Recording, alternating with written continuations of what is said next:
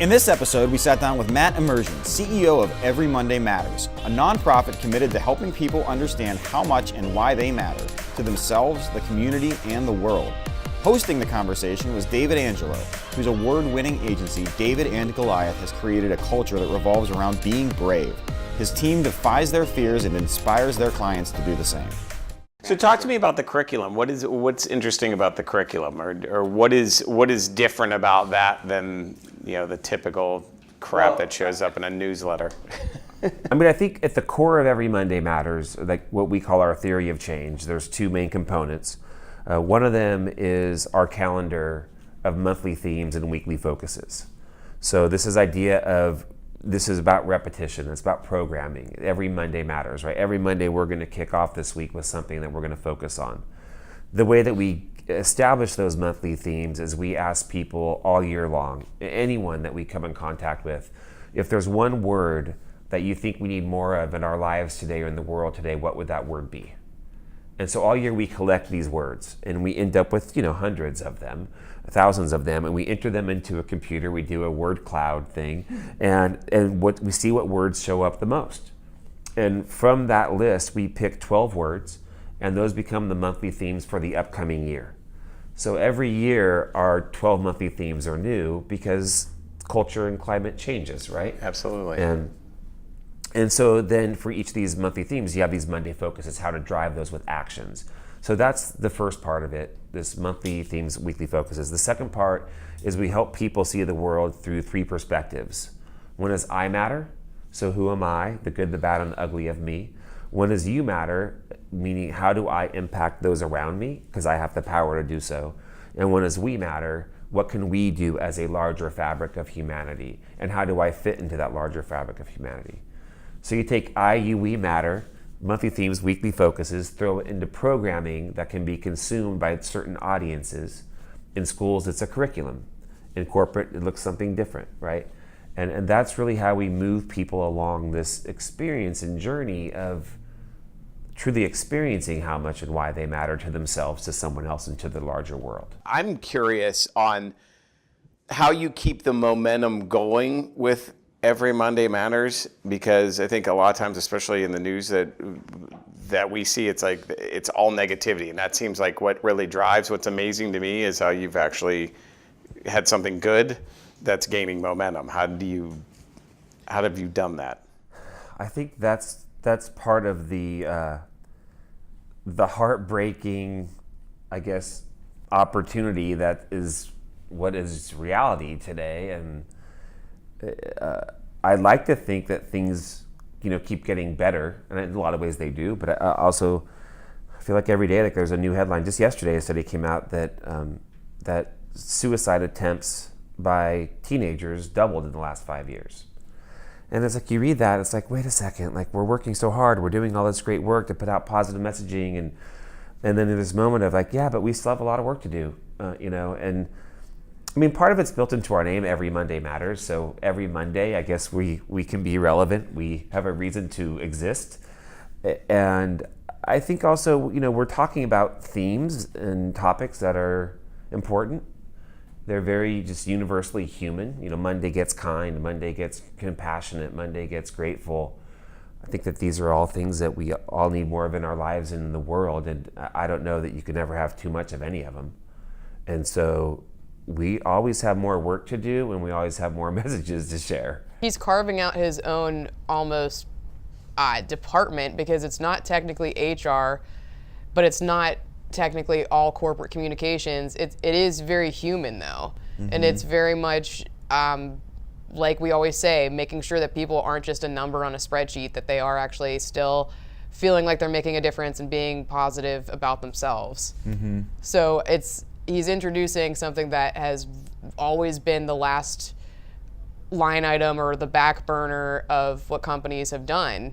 Right, and it's hard for them to do. Like, you can't hire someone to just do remind people that they matter, but you have this amazing program with people who are passionate about this concept and constantly coming up with new ideas. Staying top of relevancy and Right, you're putting that into the ether there in those communications, it's powerful. Now, when you turn up, when you magnify the message, I mean, how do you do that in such a way that doesn't start a revolt, right? So you got all these people on one side that have a lot of fear and anxiety and are the grumpy employees, and you're starting this new movement.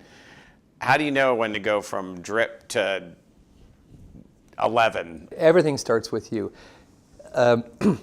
EMM wouldn't be as authentic if he didn't live that authentic truth, right? So every organization out there, in order to instill an authentic movement, it has to be embraced and led by C-suite who believe in living an authentic life, right? Yeah. And so that it starts there. Then what you do is you boil it all the way down. If our goal is to help serve the brand, it shouldn't be to control the brand. Our goal is to serve the brand and help it live its truth.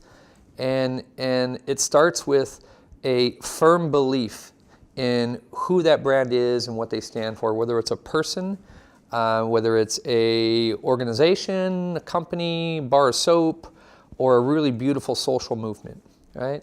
So once you have that truth of who you are, then you create the blueprint for how you're going to build out that truth. And just like you're building a home, you don't start with the first floor, you start with the foundation. Everything has a foundation, right? And that enables you to build something strong, so the first floor, then the second floor, then the third floor. Then you have to be incredibly protective of that blueprint to make sure that everyone is building, everyone is contributing to help create that foundation. You give ownership to people all around your company, but you've got to use that as a filter as well to make sure that you're hiring people who are there for the right reason and not there for their own personal reason or their own, agenda.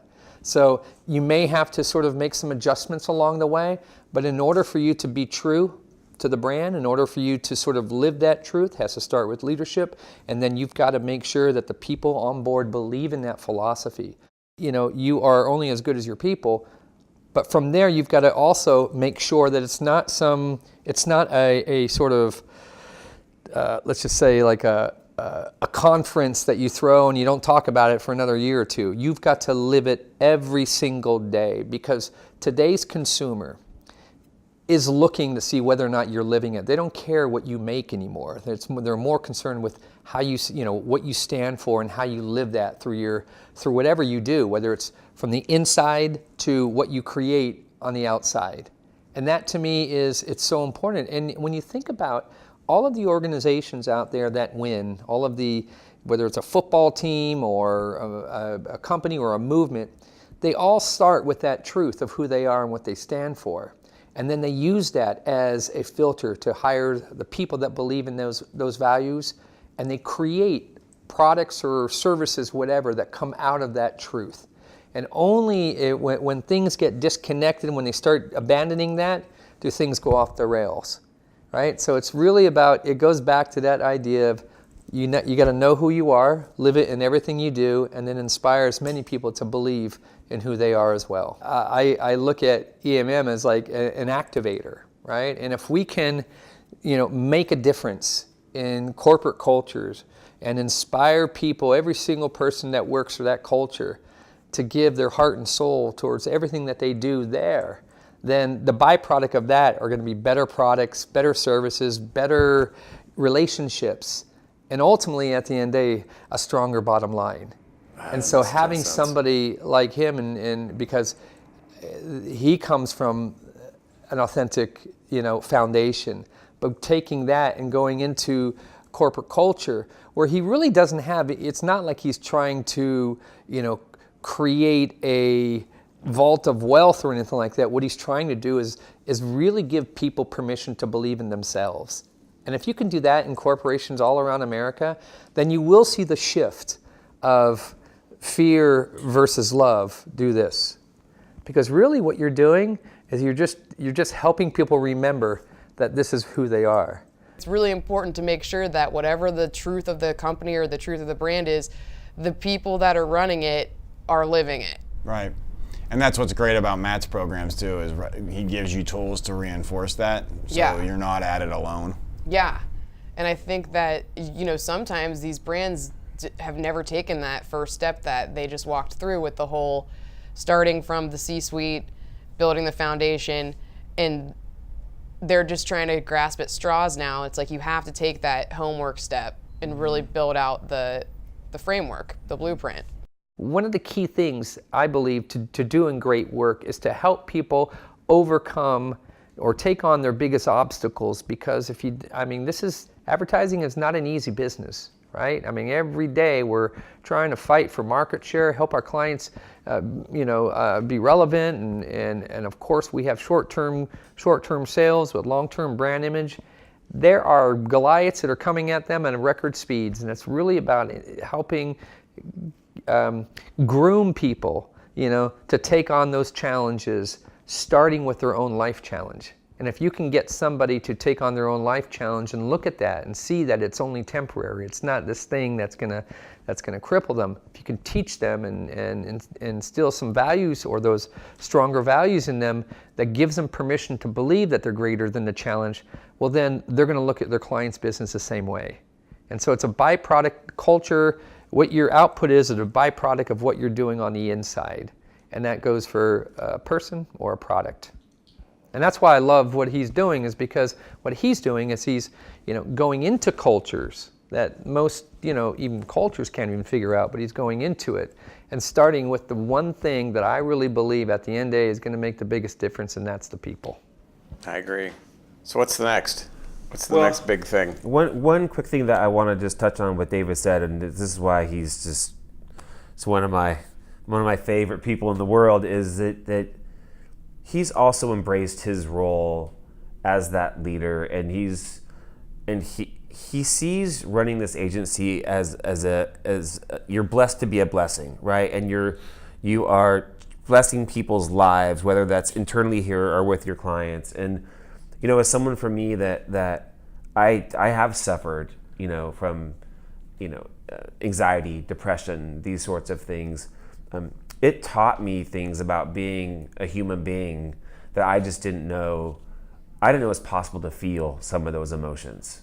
Most of my life was happy, and maybe I had a bad day or a girlfriend dumped me, but ultimately I was going to be fine the next day, right? And then I was exposed to this, there's this other side of life that's a little darker and scarier, right? And more real. That's your music career. And more real. and it was scary, right? But what it did for me is it brought this awareness and this empathy and this compassion in me that now I know what's possible for people to experience.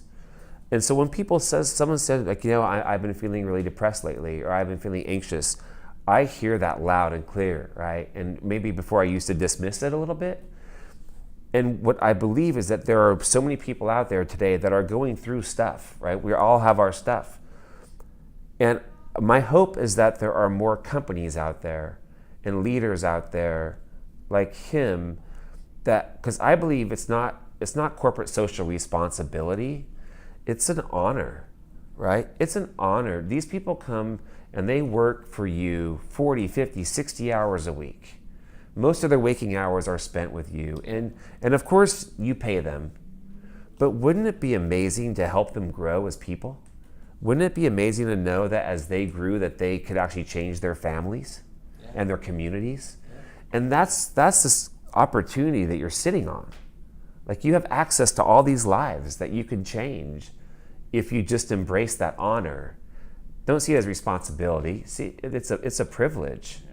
And that should be such a high priority. And you know that if you help them achieve that, your company is going to thrive. And the world's going to thrive. That's the shift. That's the shift. Yeah. It was an honor to be able to sit down with these guys, both David and Matt, for the time that we had. David was very gracious, let us basically take over the agency for a couple of hours and shoot this. So really, really excited that we were able to get this out there, and I'm really excited to share it with our clients. I think we have so many customers who could find this information so valuable, and these programs could help their employees and help their employees grow as people. And yeah, I think this program would work in honestly any environment.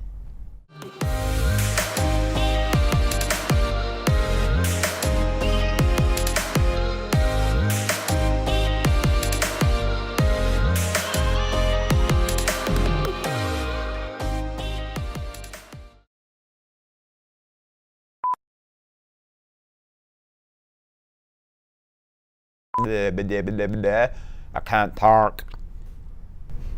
What happened to the computer? What is going on here?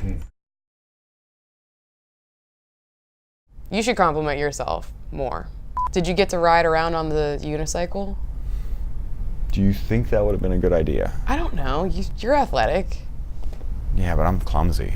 You know, we have like no music in the building either. That would be another one. We have a radio station upstairs, so it's like, why aren't we utilizing Well, that? just like in the hallway, like some kind of like thing going on. I like Wednesday.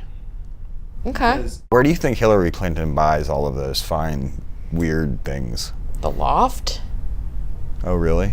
I never see you wearing full suits. Yeah, I don't. We're really off topic now. I thought, yeah,